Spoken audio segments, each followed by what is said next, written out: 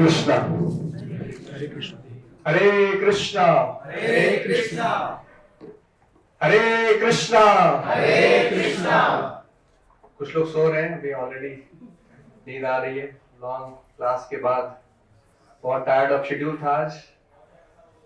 कितने लोग बोला कि आज बहुत टायर्ड ऑफ था शेड्यूल? हाथ खड़े कर सकते हो? कोई नहीं, सब एनर्जेटिक है। So we'll see the reply. The reply will tell how energetic you are. Okay. So मैं बहुत ही शुक्रगुजार हूँ प्रिंसिपल सर का और इस कॉलेज का और बाकी सारे फैकल्टीज का, मैम्स का, जिन्होंने ये सुंदर सा प्रोग्राम यहाँ पे ऑर्गेनाइज किया है। ये भगवत गीता का सुनने का अपॉर्चुनिटी, जैसा सर बता रहे थे कि सभी को नहीं मिलता है, स्पेशली जब हम यंग हैं, एनर्जेटिक हैं, बहुत सारे सपने हैं, विचार हैं, बहुत सारी चीजों में हम फंसे हुए हैं। सो वहां पे आपके कॉलेज में इस तरह का प्रोग्राम, ये जरूर ही एक भगवान की इच्छा के अनुसार ही ये प्रोग्राम यहाँ पे हो रहा है। कुछ भक्तों का मिलना हुआ सर से और उन्होंने रिक्वेस्ट किया और सर ने परमिशन दिया। सो इसकी वजह से आप सभी आज यहाँ पे बैठ के कुछ भगवान के बारे में हम सभी आपस में चर्चा कर पा रहे हैं। सो मुझे बताया गया कि टॉपिक है role of Bhagwat Gita in our day to day life, specially how to handle the stress management कैसे करना है। I think there is some committee like this, stress management in this college. So they told us to speak on this topic. Generally लोगों को stress किन किन reason से होता है, जैसे कुछ तो मैम ने बताया कि लोगों की जॉब है तो भी स्ट्रेस है, जॉब नहीं है तो भी स्ट्रेस है, वर्कलोड प्रेशर है, रिलेशनशिप प्रॉब्लम है, कुछ इच्छाएं हैं हमारी जो पूरी नहीं हो पा रही हैं, उसकी वजह से स्ट्रेस है, कुछ आउटकम आना था, कुछ रिजल्ट आना था, वो नहीं हो पा रहा है, इसकी वजह से स्ट्रेस है। बहुत सारे कारण हो सकते हैं। इसके अलावा और क्या कारण हो सकता है, मैं आपसे जानना चाहता हूं। आजकल सर्वे में बताया गया है कि 10 में से 7 यूथ स्ट्रेस का शिकार हैं। सो मैं समझना चाहता हूं कि क्या हमने प्रॉब्लम्स को कवर कर लिया है या कुछ इसके अलावा और भी प्रॉब्लम्स हैं जिसकी वजह से स्ट्रेस है। इसके अलावा कुछ है तो आप बता सकते हैं। You are free, it's a interactive session, please be very comfortable. कुछ भी आप बोलना है तो हाथ खड़े करके बोल सकते हैं। कोई कुछ बताना चाहेगा इसके अलावा और क्या रीजन हो सकते हैं स्ट्रेस के? Yes please. Hare Krishna. Study भी स्ट्रेस का रीजन हो सकता है। एज अ देखते स्टूडेंट्स बहुत सारे अपने आप को सुसाइड कर लेते हैं, तो वो भी एक मेजर इशू है। करेक्ट, स्टडी है, कुछ प्रेशर है, कुछ एक हमें स्टैंड अप होना है, सबके आगे बढ़ना है, फर्स्ट आना है, या कुछ क्या बोलते हैं आपके कॉलेज में, कुछ होमवर्क जैसा मिला हुआ है, what you call it, assignments मिले हुए हैं और वो नहीं पूरा कर पाए टाइमली, अभी लास्ट मोमेंट पे कॉपी कर रहे हैं सबसे लेके, है ना, और टीचर ने पकड़ लिया कि तुमने तो किया ही नहीं, कॉपी पेस्ट किया। सो एक प्रेशर है, सडन कुछ एग्जाम हो जाते हैं, what you call this, sudden exam, surprise test होता है आपके यहाँ पे कुछ सरप्राइज टेस्ट हो जाते हैं और फिर एग्जाम आ जाएगा। जनरली हम सभी एग्जाम के टाइम पे पढ़ते हैं और पूरे साल भर मस्ती किया, मौज मस्ती किया, अभी एग्जाम आ गया, उसके लिए प्रिपेयर्ड नहीं है, so there is a stress because of that. इसके अलावा और कुछ बताना चाहेगा कोई, और क्या स्ट्रेस होता है यूथ के लाइफ में जो हमने कवर अप नहीं किया? Anybody else would like to participate and speak? Okay, so I think more or less we have covered this thing. If still anybody wants to say anything in between, they can raise their hand and they can say. So stress का reason क्या है? अगर हम भगवत गीता के according समझें, कृष्णा बोल रहे हैं भगवत गीता में, चातुर्वर्ण्यम मया सृष्टम गुण कर्म विभागशः। कृष्णा बोल रहे हैं कि मैंने 4 वर्णों और 4 आश्रम की स्थापना की है। कौन कौन से हैं वो 4 वर्ण और 4 आश्रम? कोई बता सकता है? 4 वर्ण कौन से हैं या 4 आश्रम कौन से? चातुर्वर्ण्यम मया system I have created. Yes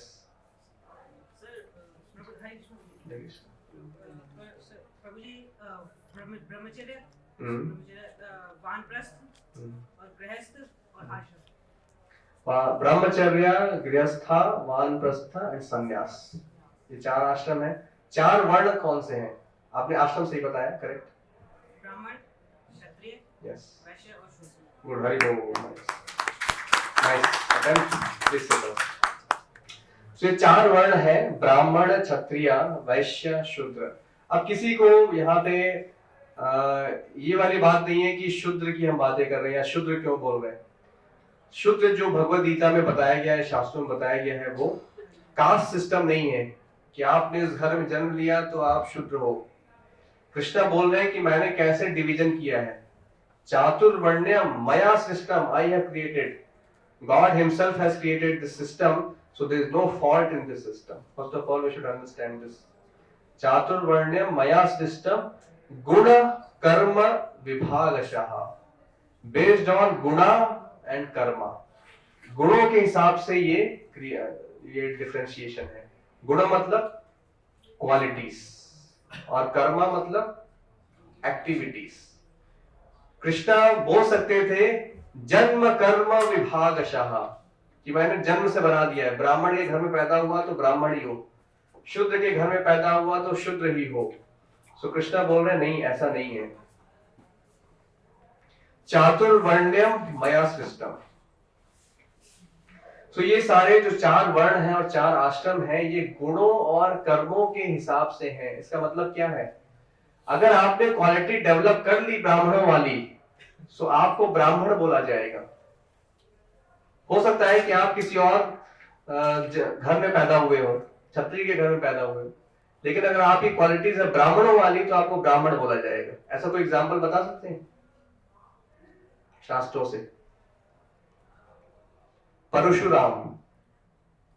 Parshuram ने क्षत्रिय के, ब्राह्मण के घर में पैदा हुए ऋषि जमदाग्नि के पुत्र थे, लेकिन उनकी एक्टिविटीज कैसे थे? क्षत्रियों वाले। पूरे संसार को 21 बार क्षत्रिय विहीन किया उन्होंने। सो परशुराम, इसलिए उनका नाम भी है परशुराम, परशु से। सो कहने का मतलब ये है कि आप घर में किसी घर में पैदा हो सकते हैं, लेकिन आपके क्वालिटीज कैसे हैं, एक्टिविटीज कैसे हैं, उसके हिसाब से आपको ब्राह्मण, क्षत्रिय, वैश्य, शूद्र माना जाएगा। अगर हो सकता है कि आप क्षत्रिय के घर में पैदा हुए हो लेकिन आपकी क्वालिटीज है ब्राह्मणों वाली, इसका क्या एग्जांपल है?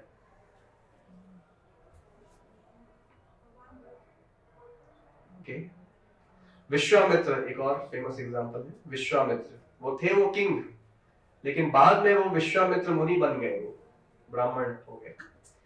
सो कहने का मतलब ये है बहुत ही सिंपल कि ये जन्म से नहीं है, ये हमारे गुणों और कर्मों से है। सो कोई भी, किसी के अंदर भी ब्राह्मणिकल क्वालिटीज हो सकती है, किसी के अंदर भी क्षत्रिय वाली क्वालिटीज हो सकती है। आप सभी के अंदर अलग अलग क्वालिटीज हैं। किसी के अंदर वैश्य वाली क्वालिटी है, और इनकी क्या क्वालिटीज हैं और भी ज्यादा क्लियर डिस्क्रिप्शन भगवद गीता में दिया गया है, बाकी शास्त्रों में भी दिया गया है। ब्राह्मण का क्या काम है?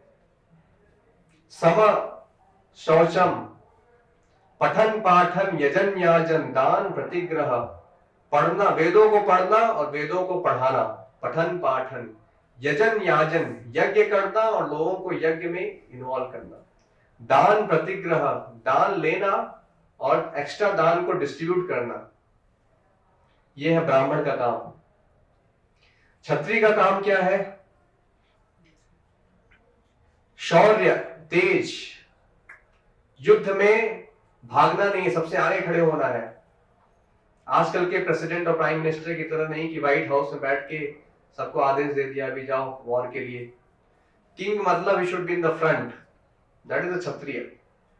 युद्धे चा अपलायनम, he can not go back from युद्ध।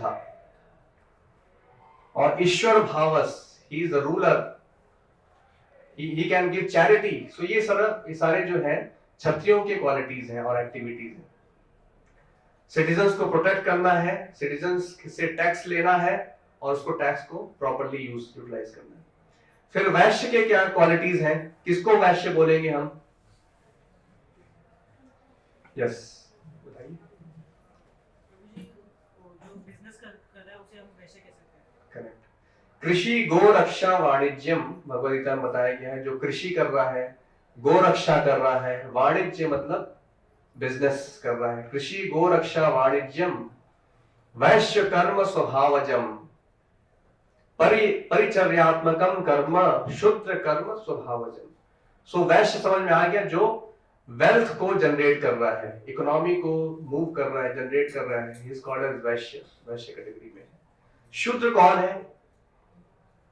यस, शूद्र वो है जो सर्विस देते हैं, जैसे अभी के टाइम पे करेक्ट, सभी लोग शूद्र ही है बेसिकली, क्योंकि उनको सैलरी वगैरह। Wonderful, very nice understanding. शास्त्रों में बताया गया है कलौ शूद्र संभवा, कलयुग में सभी शूद्र हैं। सो ऐसे बोलने की बात नहीं कि वो शूद्र है, ये शूद्र है, कलयुग में सभी शूद्र हैं। क्यों? क्योंकि कोई प्रॉपर ट्रेनिंग नहीं है। जन्मना जायते शूद्रा संस्कारा भवेद द्विजा, जन्म से सभी शूद्र हैं, संस्कारों से द्विज बनते हैं, ब्राह्मण बनते हैं। और आजकल कलयुग में कौन से संस्कार हो रहे हैं? दो ही संस्कार लोगों को पता है, कौन से? एक विवाह संस्कार और एक मृत्यु संस्कार, दो ही संस्कार लोगों को पता है, बाकी सारे संस्कार लोग भूल गए। गर्भाधान संस्कार होता है, नामकरण संस्कार होता है, अभी सब नाम के लिए ही है ना। ऐसे बहुत सारे संस्कार होते हैं जो हम नहीं करते हैं। सो इसलिए कलो शूद्र संभवा, कलयुग में सभी शूद्र हैं। क्यों शूद्र हैं? गुण और क्वालिटी की वजह से, जन्म से नहीं। क्यों? शूद्र का क्या काम होता है? परिचर्यात्मकम कर्म, दूसरे लोगों को सर्विस देना। वो ब्राह्मण को भी सर्विस देगा, क्षत्रियों को भी सर्विस कर सकता है, वैश्य के घर में भी सर्विस कर सकता है, किसी के घर में भी सर्विस कर सकता है। वो इंडिपेंडेंट नहीं रह सकता, उसके अंदर क्वालिफिकेशन नहीं है इंडिपेंडेंटली एग्जिस्ट करने की। उसके अंदर ब्राह्मण किसी से सैलरी नहीं लेगा, ये ब्राह्मण का क्वालिफिकेशन है। He cannot take salary from anybody. वो डोनेशन ले सकता है, सैलरी नहीं लेना है उसको। किसी के अंदर किसी की नौकरी नहीं कर सकता वो। क्षत्रिय किसी की नौकरी नहीं करेगा। जो ब्यूरोक्रेट्स हैं, आजकल के टर्म्स में पॉलिटिशियंस हैं, लीडर्स हैं, पॉलिटिशियंस हैं, specially bureaucrats, they are in that category, you can understand आज के कॉन्टेक्स्ट में। सो वो किसी की सैलरी नहीं लेगा, because he is self capable, he can generate the wealth and he should give salary to others. Then वैश्य किसी के घर नौकरी नहीं करेगा, वो वेल्थ जनरेट कर रहा है, वो तो बिजनेस एम्पायर क्रिएट कर सकता है। स्टार्टअप्स जो लोग स्टार्ट करते हैं वो सारे वैश्य के कैटेगरी में आएंगे। लेकिन शूद्र इसमें से कोई भी काम नहीं कर सकता। वो तभी सरवाइव कर सकता है जब किसी के घर नौकरी करे, कहीं कंपनी में जॉब करे। इसलिए सब लोग अपना प्रोफाइल लेके, रिज्यूमे लेके, बायोडाटा लेके घूमते रहते हैं, अप्लाई करते रहते हैं, naukri.com ये वो। हम क्या कर रहे हैं? हम अपना परिचय दे रहे हैं कि हम शूद्र हैं, हमें नौकरी पे रख लो। So that is there. So that is why अब प्रॉब्लम कहां पे आती है? पहले हमें अपना नेचर समझना पड़ेगा, हम किस नेचर से बिलोंग करते हैं। अगर जो शूद्र की कैटेगरी में है, उसे अगर आप एक्सपेक्ट करेंगे कि वो क्षत्रिय वाला काम करे या वैश्य वाला काम करे, तो क्या वो कर सकता है? कर सकता है या नहीं? बताइए, हाँ या नहीं? कर सकता है। कैसे कर सकता है? किसने बोला? वो खड़े होकर बता। हाँ, बट वो उसकी क्वालिटी नहीं है। डेवलप तो कर सकते हैं ओवर टाइम। ओके, अगर नहीं डेवलप कर पाए तो जो कर सकेंगे वो करेंगे। ओके, अच्छा ठीक है, थैंक यू। सो प्रॉब्लम क्या है? यहीं पे प्रॉब्लम आता है। प्रॉब्लम क्या आता है कि हमारे अंदर क्वालिटी है शूद्र वाली, लेकिन हमसे एक्सपेक्ट किया जा रहा है कि हम क्षत्रिय या वैश्य वाला काम करें। सो स्ट्रेस होगा या नहीं होगा? स्ट्रेस वहां से स्टार्ट होता है। हमारे अंदर क्वालिफिकेशन नहीं है, कैपेबिलिटी नहीं है, बट हमसे कुछ एक्सपेक्ट किया जा रहा है, something is expected from us, that is the reason why there is stress. So पहले हमें अपने नेचर को समझना पड़ेगा कि हम किस नेचर से बिलोंग करते हैं, क्या हम इस जॉब के लिए सूटेड हैं या नहीं, am I suitable for this job और नॉट।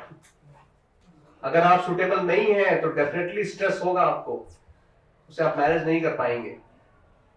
इसलिए कई बार लोग बोलते हैं कि मेरी इच्छा तो ऐसे बहुत सारे लोग बोलते हैं मेरी इच्छा तो स्पोर्ट्स में जाने की थी, लेकिन घर वालों के प्रेशर की वजह से मुझे इंजीनियरिंग करना पड़ा। ऐसा सुनने में आता है कि नहीं इस तरह की चीजें?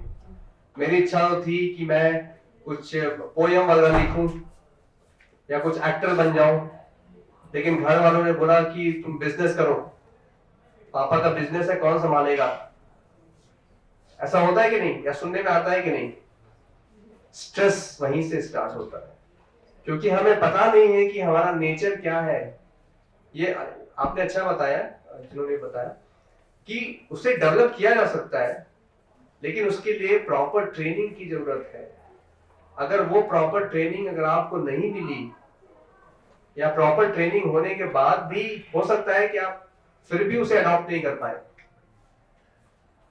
तो ऐसे केसेस में फिर स्ट्रेस डेवलप होगा। सो हमें अपने इसको अगर अवॉइड करना है तो हमें अपने आप को समझना पड़ेगा, ना केवल हमें, सोसाइटी को समझना पड़ेगा। ये सारी बातें जो भगवत गीता में ये डिस्क्रिप्शन दिया है, हमारे पेरेंट्स को समझना पड़ेगा, हमारे रिलेटिव्स को समझना पड़ेगा, जिससे भी हमें स्ट्रेस आ रहा है, जिससे भी हम उनकी बातों से स्ट्रेस फील कर रहे हैं, उन्हें समझना पड़ेगा कि हमारा नेचर क्या है। सो थोड़ा फ्रीडम दिया जाना चाहिए। That is one thing where we lack this stress. Another point, तो जनरली इसको अवॉइड कैसे कर सकते हैं? स्ट्रेस बहुत सारी चीजों से आ सकता है। एक तो ये वर्क का जो मैंने बताया, वर्क कल्चर, फिर आप कुछ एक्सपेक्ट कर रहे हैं, वो आपके लाइफ में नहीं हुआ, कुछ आप आउटकम एक्सपेक्ट कर रहे हैं बट आपके लाइफ में नहीं हुआ, सो आप स्ट्रेस फील करेंगे। जैसे भगवत गीता, मैडम ने बताया कि भगवत गीता में 18 चैप्टर हैं। फर्स्ट चैप्टर का क्या नाम है, कोई बता सकता है? अर्जुन विषाद योगा। फर्स्ट चैप्टर स्टार्ट होता है, फर्स्ट चैप्टर का नाम ही है विषाद योगा। मतलब क्या है? अर्जुन स्ट्रेस में है। भगवत गीता स्टार्ट होती है जब आप स्ट्रेस में होते हैं, वहां से भगवत गीता स्टार्ट होती है। इसलिए फर्स्ट चैप्टर है विषाद योगा। विषाद मतलब क्या होता है? You are in stress. Arjun was in stress. क्या स्ट्रेस था उसको? कोई बता सकता है क्या स्ट्रेस था अर्जुन को? यस भाई, मैं युद्ध करूं या ना करूं, क्योंकि मैं जिन्हें मारूंगा वो तो मेरे अपने ही हैं। Okay, correct, very nice. Any other?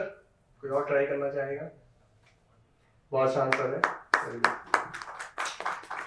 सो अर्जुन बोल रहा है कि उसका ऐसा सोच है कि दोनों तरफ अपने ही लोग हैं, किसे मारे? अपने लोगों को मार के अगर राज्य मिलता है, सो ऐसे राज्य को कैसे एंजॉय कर सकते हैं? This kingdom will be tainted with blood. खून से सने हुए जो राज्य है, जो वेल्थ है, उसको कैसे मैं एंजॉय कर सकता हूं? सो ये अर्जुन का डिलेमा था, ये स्ट्रेस था उसे। सो अर्जुन बोल रहा था कि उसका एक्चुअली, आप भगवद गीता पढ़ेंगे तो उसका शरीर कांप रहा था अपने लोगों को सामने देख के। भीष्म पितामह जिन्होंने उसे पाला पोसा, उनके ग्रैंडफादर, द्रोणाचार्य जो उनके टीचर हैं, बाकी ब्रदर्स हैं, कजिन ब्रदर्स हैं, अंकल्स हैं, मैटरनल अंकल, पैटर्नल अंकल, बहुत सारे रिलेटिव्स खड़े हैं सामने, उसका शरीर कांप रहा है। ये पूरा स्ट्रेस का बोल सकते हैं कि सिंबल है। स्ट्रेस में क्या होता है? कोई बता सकता है स्ट्रेस के सिम्टम्स क्या क्या होते हैं? पसीना आता है, सीना आता है और शरीर कांपता है, शरीर कांपता है और Relaxation ब्लड प्रेशर हाई हो जाता है। हाँ, सोचना बंद think a lot, over thinking, yes.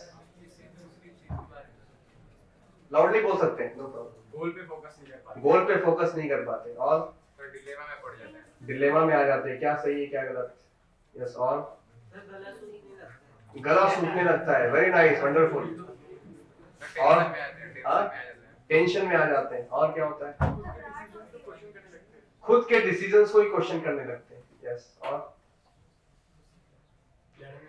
डरने लगते हैं। ये सारे सिम्टम्स थे अर्जुन के अंदर। आप सरप्राइज हो जाएंगे, भगवत गीता के फर्स्ट चैप्टर में अर्जुन के अंदर सारे सिम्टम्स थे। इसका मतलब क्या है? Arjun was in stress. उसका शरीर कांप रहा है, हाथ में गांडीव है, उसने छोड़ दिया, गिर गया, वो हाथ से फिसल गया, स्लिप हो गया, उसे पसीना आ रहा है, वो डिसाइड नहीं कर पा रहा है कि क्या करना चाहिए। उसने बोला कि मैं युद्ध नहीं कर सकता, मैं जा रहा हूं संन्यास लेने। सो कृष्णा ने बताया कि नहीं, ये सही नहीं है, आप क्षत्रिय हो, आपका ड्यूटी है युद्ध करना। अगर क्षत्रिय को कोई ललकारता है युद्ध के लिए तो आप डिनाई नहीं कर सकते। ये प्रिंसिपल है शास्त्रों में। किसी भी गेम के लिए अगर आप क्षत्रियों को बुलाते हो तो वो डिनाई नहीं कर सकते। कोई भी मैच हो वो मना नहीं कर सकते। कोई भी युद्ध हो मना नहीं कर सकता। तो क्षत्रिय का ड्यूटी है, आपको फाइट करना है।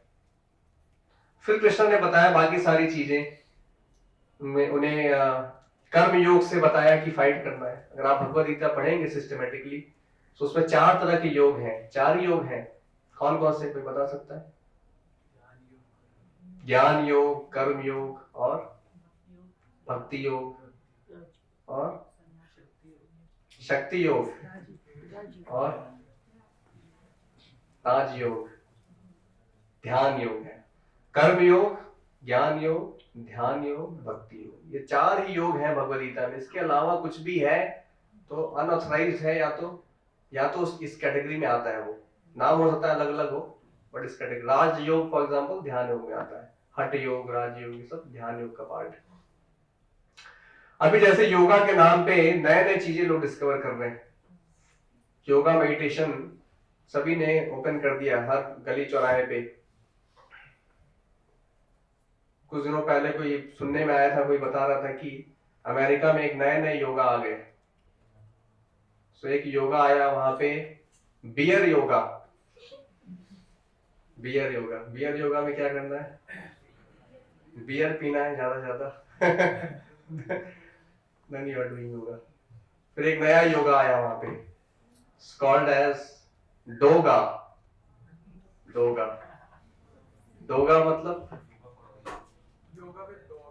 हाँ, योगा विद डॉग्स। डोगा मतलब when you are doing yoga with dogs, that is called as Doga. So ये सारे अनऑथराइज्ड योगा प्रैक्टिस हमें नहीं करना है।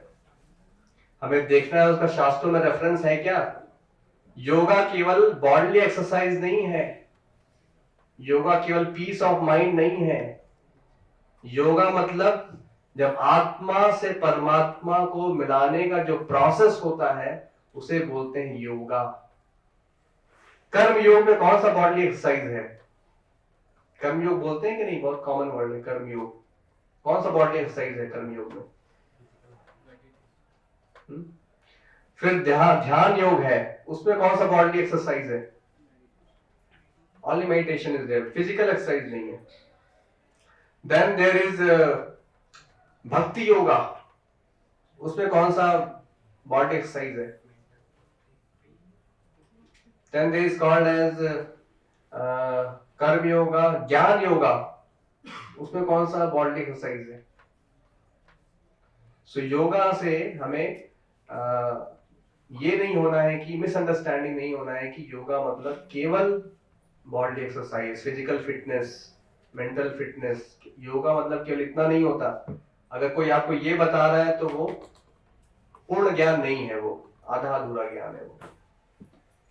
वो भी उसका पार्ट हो सकता है, पार्ट है, लेकिन वो कंप्लीट अंडरस्टैंडिंग नहीं है। योगा मतलब आपको कनेक्ट होना है भगवान के साथ। इसलिए अष्टांग योग में 8 एलिमेंट्स हैं, 8 पार्ट्स हैं। यम, नियम, आसन, प्राणायाम। आसन प्राणायाम उसका एक पार्ट है बस। फाइनली समाधि में एंटर होता है, एंड होता है वो। 8th पार्ट है समाधि। सो हमें समझना है कि फर्स्ट ऑफ ऑल योगा क्या है। ये सारे कर्म योग, ज्ञान योग, ध्यान योग, भक्ति योग, ये भगवान से मिलने का प्रोसेस है। सो जब हम भगवान से कनेक्ट होते हैं तभी हम पीसफुल हो सकते हैं, तभी हम हैप्पी हो सकते हैं, अपने लाइफ में सक्सेसफुल हो सकते हैं। जब हम अपने कर्मों के द्वारा भगवान से कनेक्ट होते हैं, कर्मों के रिजल्ट को भगवान को अर्पित करते हैं या भगवान के लिए ही कर्म करते हैं, तो उसे बोलते हैं कर्म योग। कर्म और कर्म योग में अंतर है। जस्ट अपना काम करना, अपनी ड्यूटी करना, ये कर्म योग नहीं है। उस ड्यूटी के रिजल्ट को जब आप भगवान को अर्पित करते हैं, सो इसे बोलते हैं कर्म योग। ज्ञान योग क्या है? I'll just give a brief intro of all this thing. Sometime other we'll discuss more. ज्ञान योग में जब आप ज्ञान अर्जित करते हैं और उस ज्ञान से भगवान से कनेक्ट होते हैं, या भगवान को जानने वाला जो ज्ञान आप कल्टीवेट कर रहे हैं, उसे बोलते हैं ज्ञान योग। वो ज्ञान आपको जब भगवान तक लेके जाता है तो उसे बोलते हैं ज्ञान योग। ध्यान योग में क्या होता है? जब आप ध्यान के द्वारा भगवान से कनेक्ट होते हैं तो उसे बोलते हैं ध्यान योग। और भक्ति योग क्या है? जब डायरेक्ट सर्विस के द्वारा, भगवान की सेवा के द्वारा जब डायरेक्ट भगवान से कनेक्ट होते हैं तो उसे बोलते हैं भक्ति योग। इसलिए भक्ति योग को टॉप मोस्ट योगा सिस्टम बताया गया है भगवद गीता में। योगी नाम अपि सर्वेषां मद्गतेनांतरात्मना श्रद्धावान भजते यो माम समय युक्त तमो मतः। सभी योगियों में कौन टॉप मोस्ट योगी है? कृष्ण बोल रहे हैं 6th चैप्टर के लास्ट श्लोक में, योगी नाम अपि सर्वेषां मद्गतेनांतरात्मना श्रद्धावान भजते यो माम समय युक्त तमो मतः। भक्त्या माम अभिजानाति, केवल भक्त ही मुझे समझ सकता है, कृष्ण बोल रहे हैं। मन मना भव मत भक्तो, think of me, become my devotee, Krishna बोल रहे हैं। मन मना भव मत भक्तो, बिकम माई डिवोटी, मद्याजी, वर्शिप मी, माम नमस्कुरु, ऑफर योर प्रणाम टू मी, सर्वधर्मान परित्यज्य माम एकम शरणम व्रज। सभी धर्मों को, सभी ड्यूटी जो एक्सटर्नल ड्यूटीज हैं जो आपको बॉदर कर रही हैं, उससे भी ऊपर कौन सी ड्यूटी है? भगवान से कनेक्ट होना, ये ड्यूटी है हमारी। सर्वधर्मान परित्यज्य माम एकम शरणम व्रज, अहम त्वाम सर्व पापेभ्यो मोक्षयिष्यामि मा शुचः। मैं तुम्हारे सारे पाप से तुम्हें मुक्त कर दूंगा। सारे पापों की जो रिएक्शन से तुम परेशान हो रहे हो, मैं उससे तुम्हें मुक्ति दिला दूंगा। मा शुचः, डोंट वरी, डोंट फियर।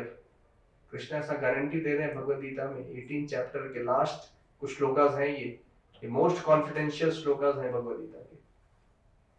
शृणु मे परमम वचः, कृष्ण बोल रहे हैं, these are my topmost instruction, take shelter of me, think about me, become my devotee। So stress से अगर हमें निकलना है तो एक तो हमें अपने नेचर को समझना पड़ेगा। अगर आपका नेचर ये नहीं है और आप कुछ और कर रहे हैं तो आप स्ट्रेस में आ जाएंगे। यस, आप कल्टीवेट कर सकते हैं। जैसे ब्राह्मण, मैं जन्म से ब्राह्मण नहीं हूं, I became devotee, so I cultivated this। वो possible है, but that requires training। Without training, if you do, you'll come under stress। So ये सब आप सभी के लाइफ में हो रहा है ये, इसलिए आप सभी लोग स्ट्रेस में हैं। आपका नेचर कुछ नहीं है करने का, बट आपसे वो करवाया जा रहा है, तो आप स्ट्रेस में आ जाएंगे। या तो फिर आपको कल्टीवेट करना पड़ेगा उसको प्रॉपर्ली। दूसरा, जैसा हमने डिस्कस किया कि अर्जुन वॉज इन स्ट्रेस, उसके सारे सिम्टम्स थे उसके अंदर। कृष्णा ने बताया कि आपकी क्या ड्यूटी है। Your duty is to follow my order, that is your duty. That is actually starts of bhakti yoga. So Krishna ने अलग अलग एग्जाम्पल लिया, कर्म योग से, ज्ञान योग से, ध्यान योग से, बट वो बोल रहे हैं finally you fight under my direction. So जब हम भगवान के डायरेक्शन के अंदर जब हम अपनी ड्यूटीज करते हैं तो हम इमीडिएटली स्ट्रेस से बाहर आ जाते हैं, क्योंकि अभी रिजल्ट सब भगवान का है. अच्छा हो तो भी भगवान का है, बुरा हो तो भी भगवान का है. हारू मैं तो भी भगवान की इच्छा, जीतू मैं तो भी भगवान की इच्छा. ये कब आएगा? जब आप भगवान को सरेंडर करेंगे तब आएगा ये. तभी आप स्ट्रेस से बाहर निकल सकते हैं, नहीं तो नहीं निकल पाएंगे आप. जब केवल अपनी कैपेबिलिटी के ऊपर भरोसा है और बाकी फैक्टर्स हम ध्यान में नहीं रख रहे हैं. 5 फैक्टर्स हैं किसी भी कार्य को सक्सेसफुल होने में, भगवद गीता में बताया गया. एक है आप खुद, दूसरा आपकी कैपेबिलिटीज, तीसरा प्लेस ऑफ एक्शन, किस प्लेस पे कर रहे हैं. अगर वो सही परिवेश नहीं है तो आपको सफलता नहीं मिलेगी. चौथा क्या रिसोर्सेज हैं. पांचवा बहुत इंपॉर्टेंट, सबसे ज्यादा इंपॉर्टेंट क्या है? दैवम, भगवान का सैंक्शन है या नहीं है. सब कुछ बहुत अच्छा था, आईआईटी क्रैक करने के लिए हमने बेस्ट ऑफ इंस्टीट्यूट में एडमिशन ले लिया, लेकिन फिर भी आईआईटी क्रैक नहीं हुआ. यूपीएससी क्रैक करने के लिए बेस्ट ऑफ इंस्टीट्यूट में एडमिशन ले लिया, फिर भी क्रैक नहीं हुआ. क्यों? दैवम is not there, it is not lord's wish. आपके कर्मा में नहीं है वो, तो नहीं मिलेगा. As simple as that. आपके जो कर्मा में है, ये कर्मा का कॉन्सेप्ट भी हमारे लिए समझना बहुत इंपॉर्टेंट है अगर हम स्ट्रेस से बाहर निकलना चाहते हैं. तो कर्मा का क्या कॉन्सेप्ट है? जो मेरे साथ हो रहा है उसके लिए कौन रिस्पॉन्सिबल है? मैं खुद. यस, ये डाइजेस्ट करना बहुत बड़ी बात है. ये आप उस सिचुएशन में डाइजेस्ट नहीं कर पाएंगे जब आप प्रॉब्लम में होंगे. तो सो आपके लाइफ में जो हो रहा है उसके लिए कोई और रिस्पॉन्सिबल नहीं है. आपके फैमिली रिस्पॉन्सिबल नहीं है, पेरेंट्स रिस्पॉन्सिबल नहीं है, सोसाइटी रिस्पॉन्सिबल नहीं है, रिलेटिव्स रिस्पॉन्सिबल नहीं है, कॉलेज का मैनेजमेंट रिस्पॉन्सिबल नहीं है, फ्रेंड्स रिस्पॉन्सिबल नहीं है. कौन है रिस्पॉन्सिबल उसके लिए? हम खुद जिम्मेदार हैं. यस, हमारे अपने कर्मा. हम क्यों इस फैमिली में आए, रिलेटिव में आए, सोसाइटी में आए? किसने चूज किया था? क्या आपने चूज किया था? चूज नहीं किया था. कॉलेज आपने चूज किया, बट कोई और कॉलेज क्यों नहीं चूज कर पाए आप? Okay, anyways, whatever is there, so you have come to the very good college. So लेकिन जो भी आपके साथ हो रहा है, आपके फ्रेंड्स का सर्किल ऐसा ही क्यों है? अच्छे फ्रेंड्स भी हो सकते थे आपके सर्किल में.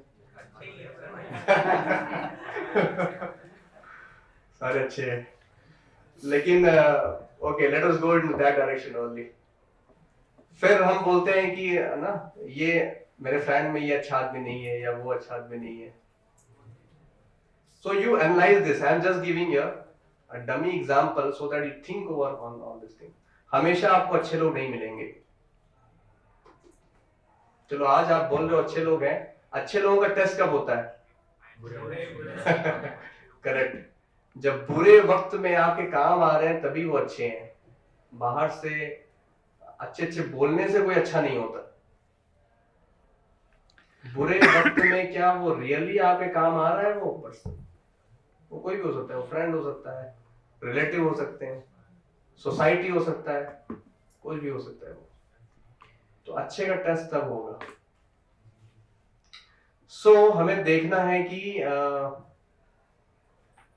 ये सारी जो चीजें हैं हमारे लाइफ में, ये इसके लिए हम ही रिस्पॉन्सिबल हैं. ये कॉन्सेप्ट भी हमें समझ में आना चाहिए. कर्मा का कॉन्सेप्ट हमें समझना पड़ेगा, तभी तो हमें स्ट्रेस से रिलीफ मिलेगा. अगर हम सोचेंगे कि नहीं ये रिस्पॉन्सिबल था, उसकी वजह से मेरे लाइफ में ऐसा हो गया, तो हम क्या रहेगा फिर लाइफ में? पूरा लाइफ स्ट्रेस में रहेगा, एनवियसनेस रहेगा. एनवियसनेस मतलब ईर्ष्या रहेगी, उसकी वजह से ऐसा हो गया, वो ऐसा नहीं होता तो मेरा लाइफ बहुत अच्छा होता। उसने सब कुछ गड़बड़ कर दिया मेरे लाइफ में। नहीं, ऐसा नहीं है। उसके लिए मैं खुद रिस्पॉन्सिबल हूँ, मेरे अपने कर्मा रिस्पॉन्सिबल है। ये हमें डाइजेस्ट करना पड़ेगा। ये भगवत गीता में, आप डाइजेस्ट करो नहीं करो आपकी बात है, आप मानो नहीं मानो, लेकिन इसे समझोगे तभी आप स्ट्रेस से बाहर निकल पाओगे। फिर आता है एक स्ट्रेस, रिलेशनशिप प्रॉब्लम्स होता है लोगों को, रिलेशनशिप प्रॉब्लम्स। वहां पे भी हमें समझना है कि सेम प्रिंसिपल्स अप्लाई कर सकते हैं वहां पे भी, कि कर्मा, ये हमारे कर्मा में ऐसा जो सही हो रहा है या अच्छा हो रहा है, ये सब हमारे कर्मास का रिजल्ट है।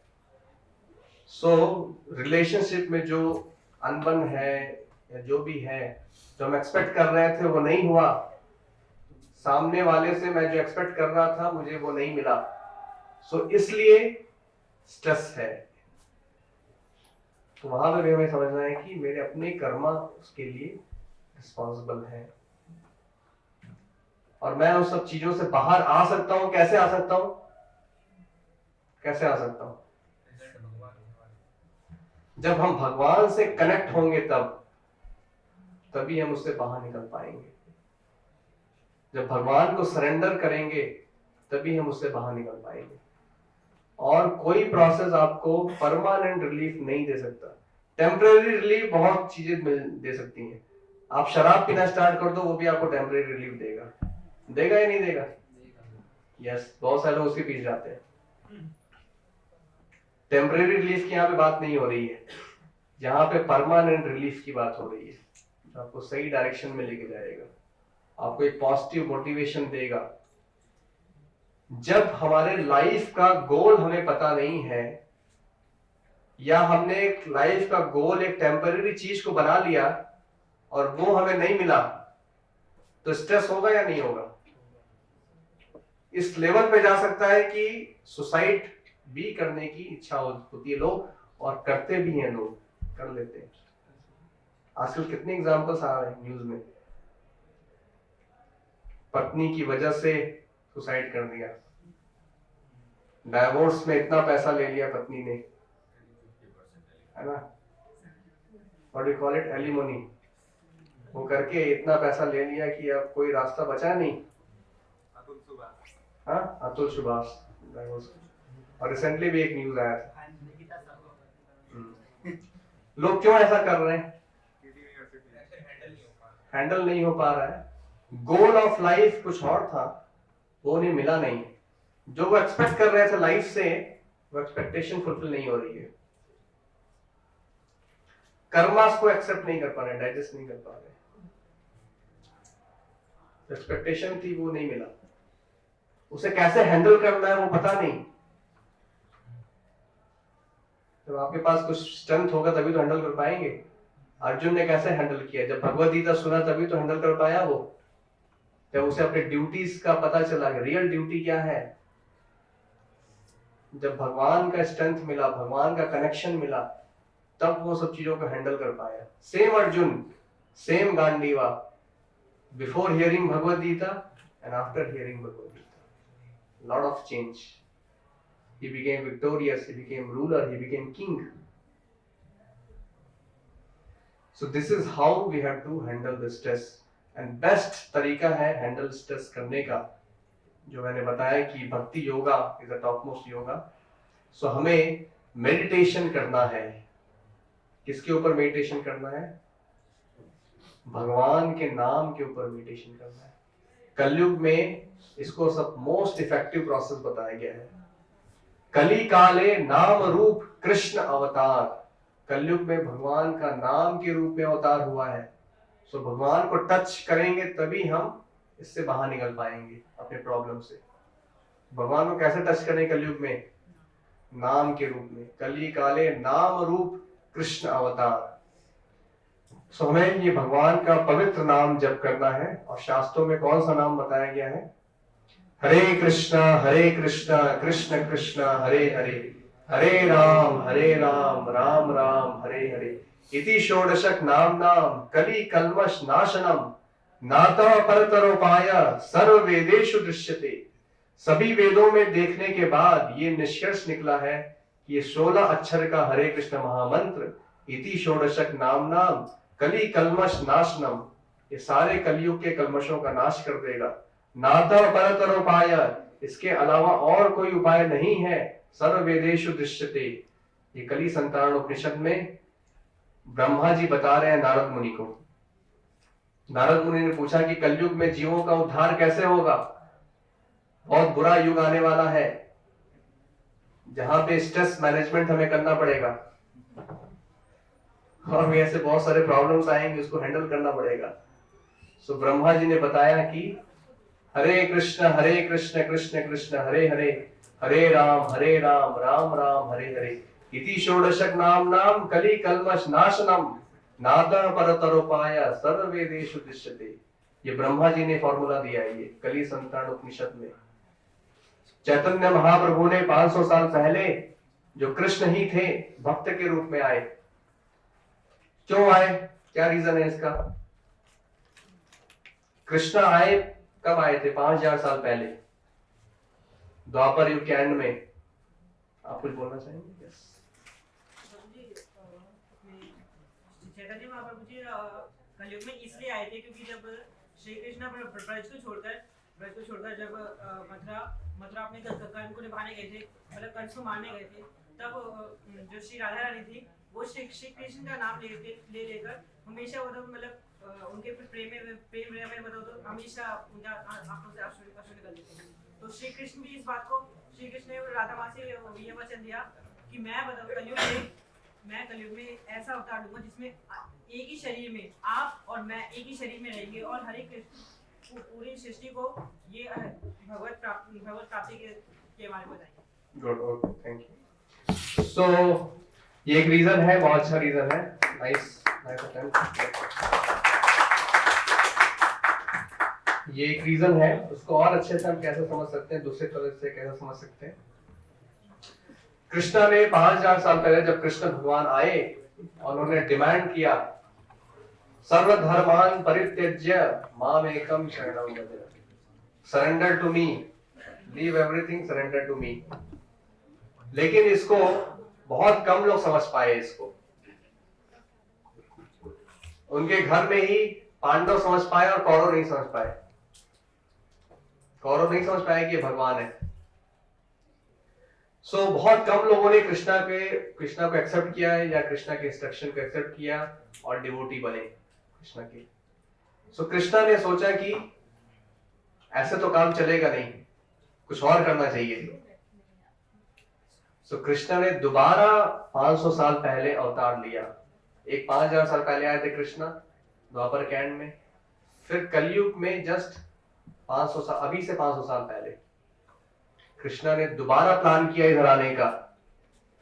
अब कृष्णा ने सोचा कि मैं लोगों को बोल रहा हूं भक्ति करने का, लेकिन लोग भक्ति को समझ नहीं पा रहे, उनको एक ऑर्डर जैसा लग रहा है, डिमांड जैसा लग रहा है।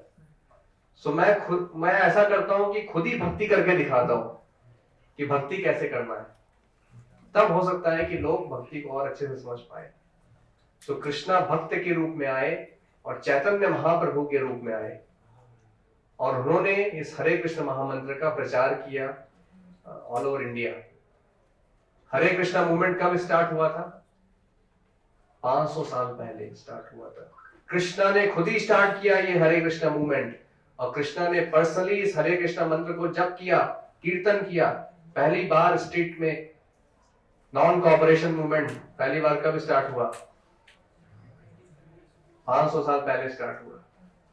चैतन्य महाप्रभु ने नॉन कॉपरेशन मूवमेंट स्टार्ट किया, गांधी जी के भी पहले। हरे कृष्ण महामंत्र को कीर्तन स्ट्रीट में स्टार्ट किया, बहुत सारे लोगों ने अपोज किया, लेकिन वहां से ये मूवमेंट स्टार्ट हुआ। सो वो मूवमेंट को आज पूरी दुनिया में इस्कॉन हरे कृष्णा मूवमेंट के द्वारा पूरी दुनिया में सेम हरे कृष्ण महामंत्र का प्रचार पूरी दुनिया में हो रहा है। तो ये एक ऑथोराइज्ड परंपरा है, चैतन्य महाप्रभु है इस परंपरा में। श्रील प्रभुपाद जी 32वें नंबर पे आते हैं इस गुरु शिष्य परंपरा में। श्रील प्रभुपाद जो इस्कॉन के फाउंडर हैं, वो एक ऑथोराइज्ड आचार्य हैं और उन्होंने इस हरे कृष्ण मूवमेंट को, हरे कृष्ण मंत्र को पूरी दुनिया में 70 साल की उम्र में उन्होंने इसको स्प्रेड किया। 10 साल के अंदर 108 कृष्ण मंदिर पूरी दुनिया में स्टैब्लिश कर दिए। श्रील प्रभुपाद की, उनकी वजह से आज हम लोग ये जो भगवत गीता है पूरी दुनिया में लोग समझ रहे हैं, भक्त बन रहे हैं, हरे कृष्ण मंत्र का जप कर रहे हैं, कीर्तन कर रहे हैं। ये हमारा कल्चर है, लेकिन विदेशी हमसे ज्यादा आगे बढ़ गए या नहीं?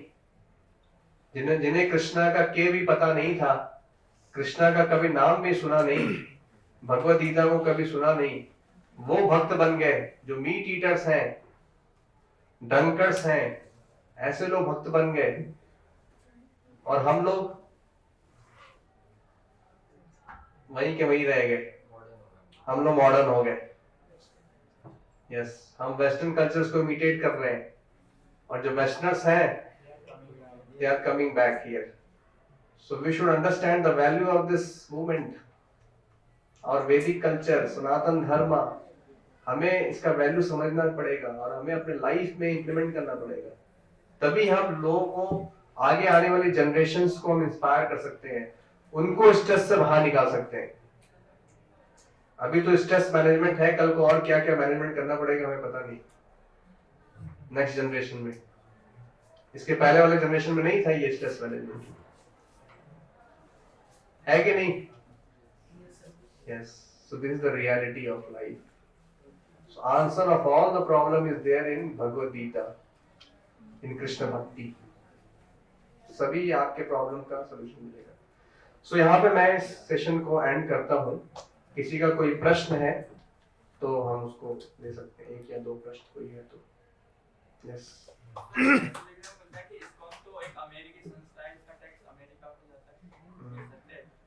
ये गलत भ्रांति है, ये गलत भ्रांति है जो बहुत समय से चली आ रही है। इसको स्प्रेड किसने किया था पता है आपको? Anyway, I also forgot the name of the person. Currently is no more. He has left his body. उसने क्या बोला था कि इस्कॉन इतना पैसा बनाता है कि कोलगेट कंपनी से भी ज्यादा पैसा बनाता है। सो उसे ये प्रॉब्लम है कि कोलगेट कंपनी से ज्यादा आगे हो गई इस्कॉन। दूसरा, आप गवर्नमेंट के अगर आप रूल्स रेगुलेशन देखेंगे तो आप ऐसे पैसा किसी भी कंट्री से दूसरे कंट्री में इस तरीके से बहुत आसानी से ऐसे नहीं भेजा जा सकता। तीसरा रीजन ये है कि इसको समझने के लिए आपको इस ऑर्गेनाइजेशन को करीब से देखना पड़ेगा, समझना पड़ेगा, तब आप समझ सकते हैं। यहाँ पे हर ऑर्गेनाइजेशन जो इस्कॉन टेम्पल है वो एक independent kind of independent entity है जो अपने खर्चे खुद ही मैनेज करता है डोनेशन के माध्यम से। एक मंदिर का पैसा दूसरे मंदिर भी नहीं जाता। क्यों नहीं जाएगा? उसका एक लॉजिकल रीजन ये है कि अगर हम मेहनत कर रहे हैं, यहाँ पे भगवद गीता का प्रचार कर रहे हैं, सो हम जो डोनेशन रेज कर रहे हैं, हम वहां पे दूसरे मंदिर को क्यों भेजेंगे जहां पे कोई सेवा नहीं हो रही है, यहाँ पे कोई भी प्रचार का कार्य नहीं हो रहा है। अगर हम ऐसा अगर करने लगे सो वहां के जो भक्त हैं वो सारे लेजी हो जाएंगे नहीं हो जाएंगे। अगर हमने मेहनत की और पैसा यहाँ पे इकट्ठा किया फॉर एग्जाम्पल, और हम किसी और को दे दें, सो लेजी हो जाएगा या नहीं हो जाएगा? डेफिनेटली हो जाएगा। सो ऐसा नहीं होता है। हर मंदिर का अपना ट्रस्ट होता है, वो एक रजिस्टर्ड ट्रस्ट होता है और उसकी ऑडिटिंग होती है एक्सटर्नल एंटिटीज के द्वारा।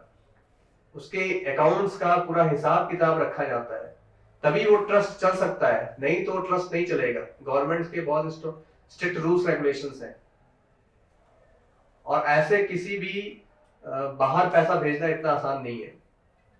जबकि इसका उल्टा हो रहा है, बाहर के लोग यहाँ पे यहाँ पे जब इंडिया आते हैं तो यहाँ पे डोनेट करना चाहते हैं।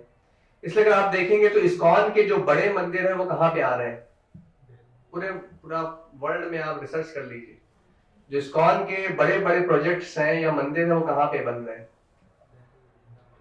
वो इंडिया में बन रहे हैं। वो जैसे हम वृंदावन चंद्रोदय मंदिर से हम आ रहे हैं, वृंदावन चंद्रोदय मंदिर ये विश्व का सबसे ऊंचा मंदिर बनने जा रहा है।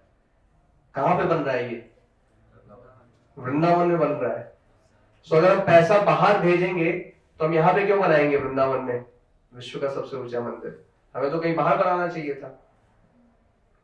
दूसरा है मायापुर चंद्रोदय मंदिर, जो मायापुर बंगाल में है। ये भी बहुत बड़ा मंदिर बन रहा है। यहाँ पे उल्टा बाहर के जो भक्त हैं, विदेशी भक्त हैं, उन्होंने यहाँ पे डोनेट दिया है। फोर्ड कंपनी का मालिक आपको पता है? फोर्ड कार, फेमस कार है, उसका ओनर कौन है? उसका जो ओनर है वो कृष्ण भक्त है, और उसने 200 करोड़ रुपए मायापुर टेम्पल के लिए डोनेट किया है।